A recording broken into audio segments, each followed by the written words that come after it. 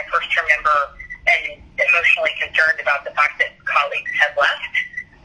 This is me recognizing that we lost members from Hillary districts. This is about me recognizing that we lost members who shouldn't have lost.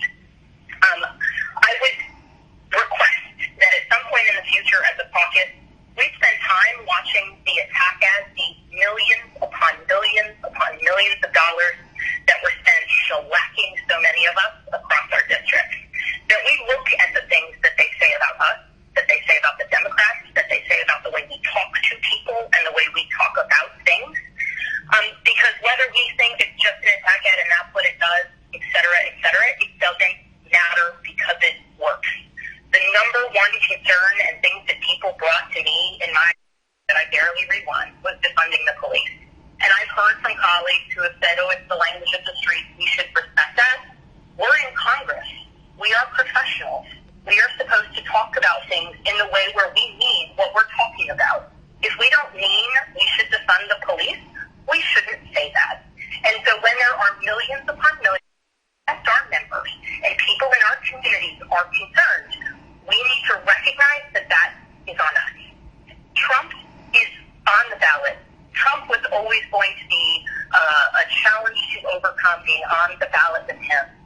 But he's not going to go away after this election, even when Joe Biden wins. And we need to get back to the basics that brought us across the finish line in 2018, because he was there at that time as well. And for the people who flipped districts that he had won, and certainly for those who won in Hillary districts, we did it by being hyper. We want to talk about funding social services and ensuring good engagement in community policing. Let's talk about what we are for. And we need to not ever use the word socialist or socialism ever again. Because while people think it doesn't matter, it does matter. And we lost good members because of that. And my background, I know you all know it, coming from CIA, the first thing you do is always do an after action. And you dig into everything you did right and everything you did wrong.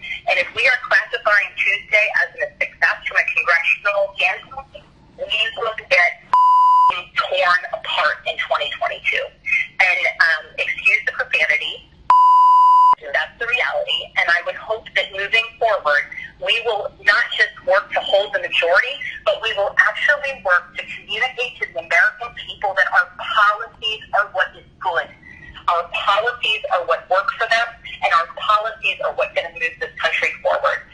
There needs to be far more strategy in how we convey that, and we need to watch every single attack ad and recognize the weaknesses that people saw and the way they exploited them in order to knock out quite a few good members. So thank you for the time. For those who choose to go back on the record that Jay Sherman is not in Raju, I welcome you to do that. But thank you everyone else for respecting that I asked that this not be